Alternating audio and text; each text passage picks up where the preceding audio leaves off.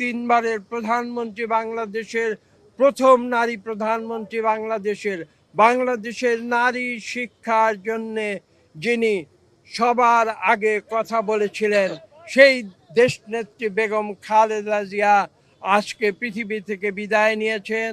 আমরা বিশ্বাস করি বাংলাদেশের মানুষ চিরদিন তাকে স্মরণ রাখবে।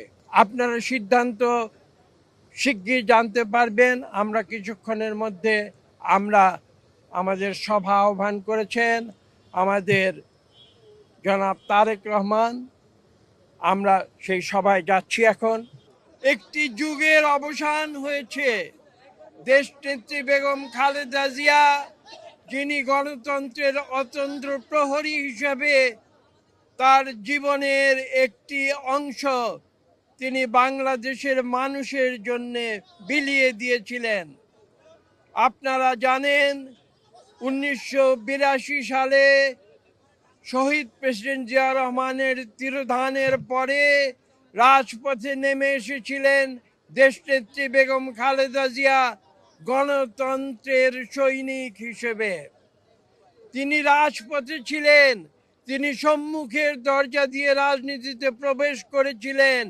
তিনি অন্যায়ের সঙ্গে কোনোদিন আপোষ করেননি, তাই নীতির প্রশ্নে তিনি ছিলেন আপোষহীন। তার উপরে জুলুম হয়েছে, নির্যাতন হয়েছে, কিন্তু কোনোদিন তিনি অন্যায়ের কাছে মাথা নত করেননি, কোনোদিন আপোষ করেননি। তিনি যুদ্ধ করেছেন, তিনি রাজপথে যুদ্ধ করেছেন। যখন 2009-এর পরে যখন স্বৈরাচারী আওয়ামী লীগ সরকারে নির্যাতন, অত্যাচার, মিথ্যা মামলা তার উপরে নেমে এসেছিল, তখন অনেকে তাকে পরামর্শ দিয়েছিল যে আপনি কেন এই কষ্ট আপনি সহ্য করছেন।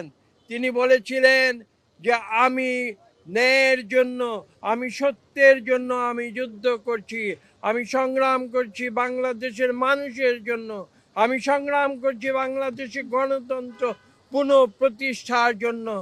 তিনি যেভাবে বাংলাদেশে একবার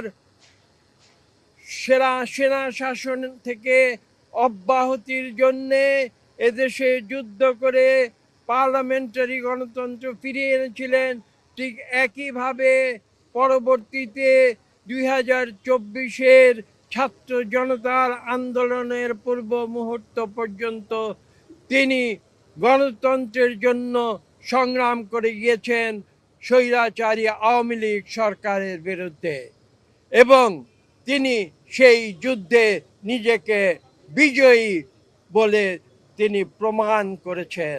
আজকে আমি যে কথা বলেছি, তিনবারের প্রধানমন্ত্রী, বাংলাদেশের প্রথম নারী প্রধানমন্ত্রী, বাংলাদেশের নারী শিক্ষার জন্যে যিনি সবার আগে কথা বলেছিলেন, সেই দেশনেত্রী বেগম খালেদা জিয়া আজকে পৃথিবী থেকে বিদায় নিয়েছেন।